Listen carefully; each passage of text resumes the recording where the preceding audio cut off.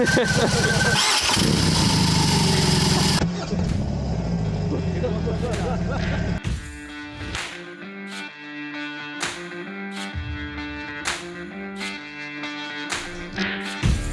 crash, pale shore, black clouds keep rolling.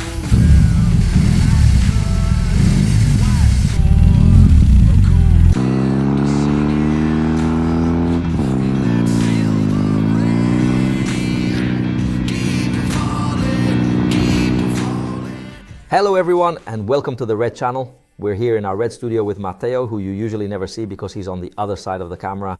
Exactly. But since Matteo, like everyone who works here, or almost everyone, you know, is a biker. Actually, he's not a motorcyclist, he's a biker. And he rides a custom, you know. He's a fan of the whole scene, so we thought we'd have him try as a first step a bike that's a little different from his own, the BMW R 18 Roctane. So for this one, Matteo is moving to the other side of the camera. He's becoming a test rider and a pretty, let's say, advanced one, since he knows this segment very well. I'll let you watch the video, and then if at the end you write down below in the comments whether you want him to test other bikes like this or not, we can decide right away if we'll keep him going. Exactly. Or he goes behind camera. Or back behind the camera. Anything else to add, Matteo? No, just that as a fan of this segment, I'm very curious to put the R18 to the test. And obviously, like all of Red's tests, it's going to rain. For sure, that's a given. Watch the video. Keep falling, wash it all away. I left Milan this morning in the rain to go look for some sun with this BMW R18, a bike I've always been curious to try. I plan on putting in some miles, and tonight we'll camp somewhere for a nice night in a tent. Although my time with this bike started a few days ago, I've mainly used it for my commute, so urban environment, lots of traffic, lots of highway, and so far I've had a great time with it. I have to say that obviously the bike doesn't stand out for its agility in traffic, but you could easily guess that from the star of this bike, which is this 1800 boxer engine. Right now I'm in front of Lake Iseo at the start of what will be today's ride, and I'll try to best describe my point of view, my impressions of this BMW R18. How they burn like streaks of lightning. But let's start right away with some technical data. The BMW R18 has already been tested in its base configuration by engineer Stefano Cordara. You can find the video here on the Red channel. While today's model is an R18 Roctane. What's the difference between the two? Very simple. The bike you see in the images differs from the standard version in its mechanics and obviously in its design, with the front wheel going from 19 inches to 21 to increase ground clearance and the center of gravity for better handling. On the aesthetic side, well, you can see for yourselves, the lines are more bagger style thanks to the more pronounced fenders, the larger headlight, and especially the side cases. The gigantic 1800 cubic centimeter boxer has a power of 91 horsepower at 4750 RPM, with a maximum torque of 163 Newton meters at 3000 RPM, while the curb weight is 374 kilos.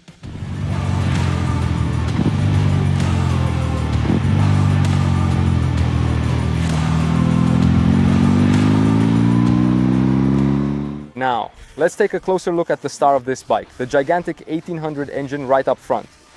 I have to say that in my opinion, the BMW engineers did an excellent job of combining the technology of a modern bike with the pulses, the vibrations typical of a much older bike. It makes it feel truly alive. I'm a fan of old school bikes, and in this bike I find many characteristics of much older bikes in a good way. This is a bike that, in my opinion, has character, a bike that has a soul. At the same time, once I open the throttle and get going, the vibrations disappear. The bike becomes very comfortable at any speed. The vibrations start to get slightly annoying when you release the throttle, but we're talking about minor things, and I repeat, it's part of this bike's character, so I wouldn't count it as a flaw. Another little detail I really like is that to start it, you have to, let's say, pull in the clutch. This is because the vibrations, the oscillations of the engine are so powerful that if I didn't grip the handlebars with both hands, I'd risk unbalancing the bike.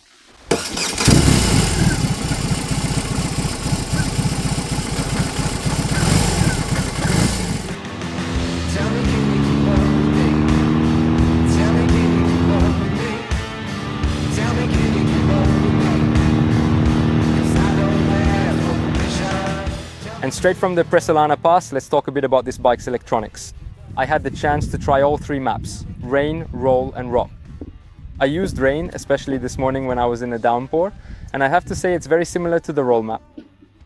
There are maps where the throttle is very, very soft, the acceleration is very smooth and gradual. Those are the two maps I've mainly used in the city for the past few days.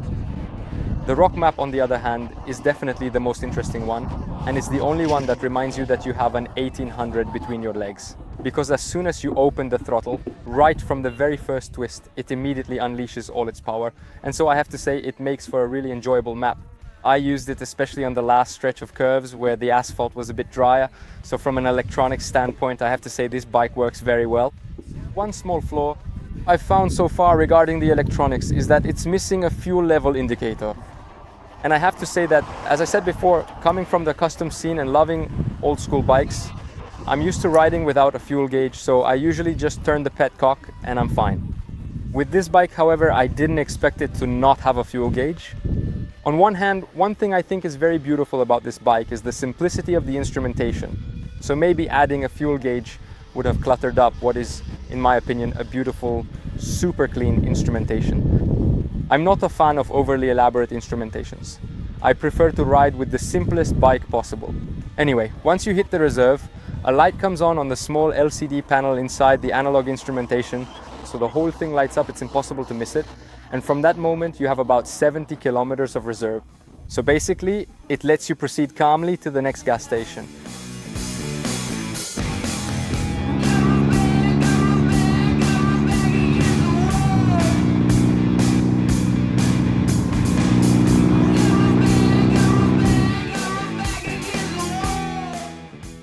Okay, we've arrived in Valpalat. I'm not sure about the pronunciation, forgive me. After about 300 kilometers, we've done a lot of curves, nice roads, even less nice ones, in the sense that I got myself into some narrow roads by mistake, very narrow, so I had the chance to test the suspensions. But to talk about it, I'll wait until tomorrow when I'll try it again to give you the most complete judgment possible.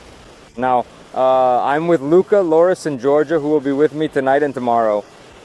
And they've already set up camp. Now I have to go and set up the tent, so I'll take this opportunity to show you the load capacity of the R18's bags. They're not particularly spacious, but there was everything needed for a night in a tent. In fact, we have a comfortable mattress for sleeping, a large gas cylinder for cooking, the top part of the waterproof rain jacket, and of course the tent for shelter. Meanwhile, inside the other bag, we have a complete change of clothes to stay fresh, as well as the pot that we will use to cook tonight's delicious and mouth-watering delicacy. A warm and comfortable sleeping bag, the upper section of the stove, and the Agnello Treffen drinking cup. Each of these is truly essential.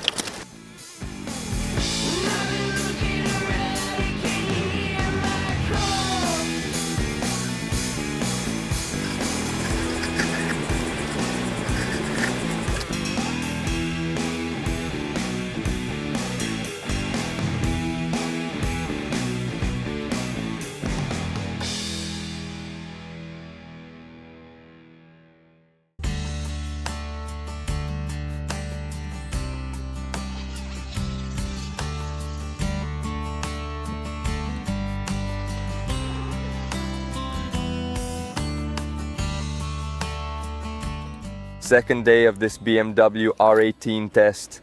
It poured all night last night. Luckily right now the weather seems slightly stable.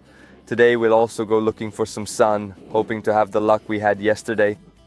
As for the riding position, I have to say that I'm genuinely very comfortable. For reference, I'm 180 meters tall and my legs feel quite comfortable with plenty of space to stretch out. I also have more than enough room for my feet, so the engine doesn't restrict or limit my movements in any way at all. Yesterday, after riding for about 300 kilometers, I still felt absolutely great. I didn't notice or find any negative aspects actually. Although the central position of the foot pegs contributes to greater control of the bike, it could be a problem on long trips. In fact, the box's architecture has a limitation, the impossibility of installing forward foot pegs to rest your legs and back on longer journeys. A detail that, personally, did not impact the riding comfort during the trip, thanks to the supportive yet comfortable seat and good triangulation, plus the fact that I'm not doing many kilometers and I'm avoiding the highway, a condition in which I would probably feel this lack more. Finally, I think it's fair to point out that the position of the rider's foot pegs might not be the best for those with, let's say, a large shoe size. Just to give you an idea, what you see here is the good Luca 1.90 tall and with a very delicate size 45 foot, who, once positioned on the R18's foot pegs, inevitably meets the lower part of the cylinders when operating the gear and rear brake controls.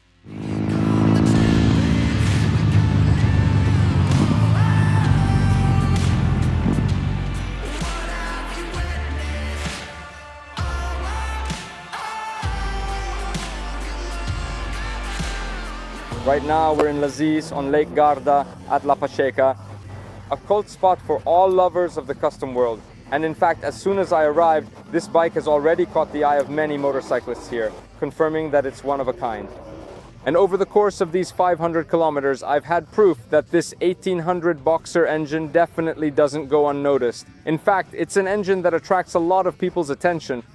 As for the bike's chassis, everything works very well. I was very pleased with it. The fork, as I mentioned yesterday, I also tested on some pretty rough terrain. It absorbed all the bumps well, so I never received any unpleasant jolts, even though the roads weren't always the best.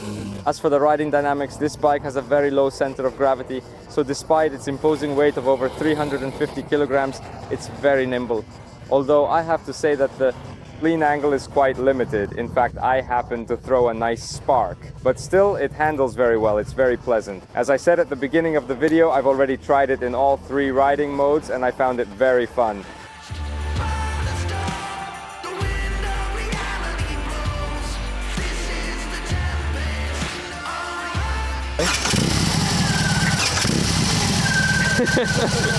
It's important. I like the design. A huge bike, really big, imposing.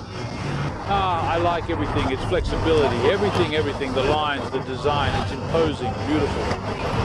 It's a bit heavy. The instrumentation is relatively simple. The seating seems quite comfortable. It'll surely be a real pleasure to ride, huh? Nice bike.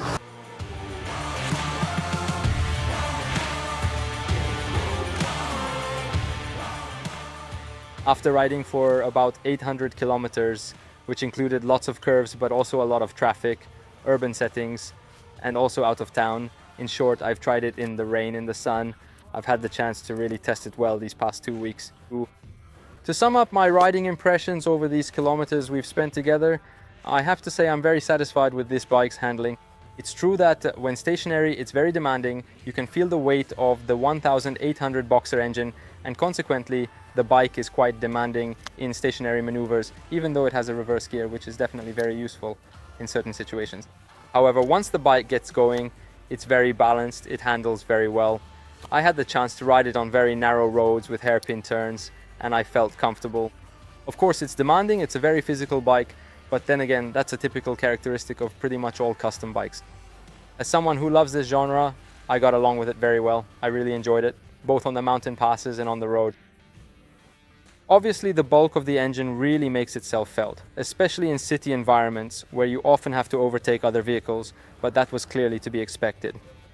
Regarding the gearbox, I had never previously tried a rocker shifter, and I really liked it, although some people who are more used to them pointed out to me that the levers are just a tad smaller, making them a bit harder to find. I'll conclude with a final couple of words about the engine, which in my opinion is exceptional.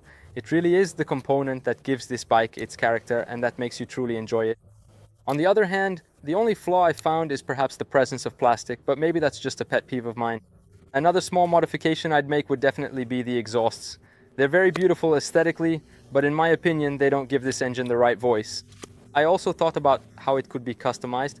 I could really see it as a base for a Chicano build, so maybe slightly higher handlebars, a triple headlight, and this bike already starts to take on more character. And finally, I'd like to remind you that this bike, in its base version, was also tested by the engineer Stefano Cordara. You can find the test on the channel from a few years ago. So if you want to see another opinion, certainly a more in-depth one from the engineer, you'll find it there. With that, I invite you to subscribe to the channel and I'll see you in the next video.